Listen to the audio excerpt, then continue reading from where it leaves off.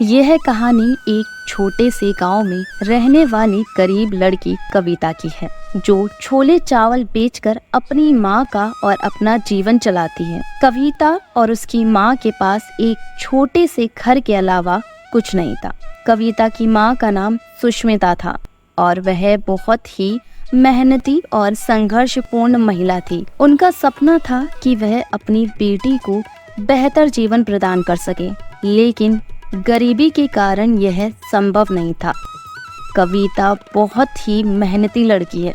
उसने छोटी उम्र से ही देखा कि उसकी माँ कितनी मुश्किलों का सामना करती है, लेकिन वह कभी हार नहीं मानती। उन्होंने कविता को भी सिखाया कि मुश्किलों का सामना करना और मेहनत से अपने लक्ष्यों को पूरा करना कितना महत्वपूर्ण है। कविता ने सोचा कि वह भी अपनी माँ की मदद करेगी।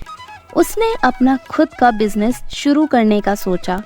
उसने एक छोटे से ठेले पर पानी पूरी बेचने का काम शुरू किया। वह हर रोज गांव की सड़क पर खड़ी हो जाती है और आगे बढ़ते ही वह अपनी मदद करने वालों के साथ पानी पूरी बेचने लगती है। कविता की मेहनत और संघर्ष ने उसे सफलता दिलाई।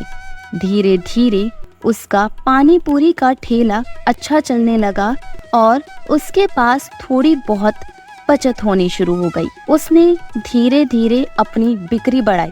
लोग उसकी स्वादिष्ट पानी पूरी के दीवाने हो गए और उसकी आमदनी में वृद्धि होने लगी। कविता ने न केवल अपनी माँ की मदद की, बल्कि उसने अपने साथ गरीबों की भी मदद की।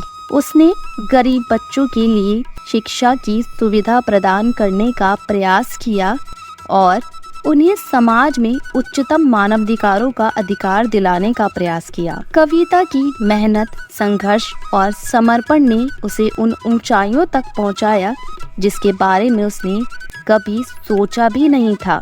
उसने दिखाया कि संघर्ष की राह में भी सफलता मिल सकती है, बस मेहनत और समर्पण की आवश्यकता होती है। इस कहानी से हमें यह सीख मिलती है कि गरीबी के बावजूद भी मेहनत, समर्पण और साहस से हम अपने लक्ष्यों को पूरा कर सकते हैं।